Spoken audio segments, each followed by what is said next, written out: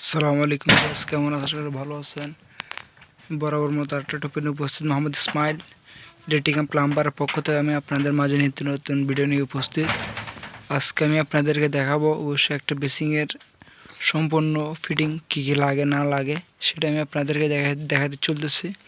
সাথে থাকুন, দেখতে থাকুন। বেশ, আমি এক এক করে আপনাকে সম্পূর্ণ নামগুলো বলার জন্য চেষ্টা করব। প্রথমত যে উপরে যেটা দেখতে হচ্ছে তোলা স্ট্যান্ড, তারপর হচ্ছে গ্লাস, তারপর হচ্ছে গ্লাস স্ল্যাব, তারপর হচ্ছে আপনার লিকুইড বক্স, তারপর হচ্ছে আপনার সমানদানি, তারপর হচ্ছে বেসিং। এই যে আপনাদের আমার এই ফিটিংগুলো লাগানো হয়েছে। তো আজকে আমি আপনাদেরকে সম্পূর্ণ একটা কাজের সিস্টেমটা দেখাবো। অবশ্যই অনেক ক্ষেত্রে দেখা যায় যে আসলে এই ধরনের ফিটিংগুলো লাগানোর পরে পানির প্রেশারটা ভালো থাকে, অনেক ক্ষেত্রে দেখা যায় পানির প্রেশারটা ভালো থাকে না।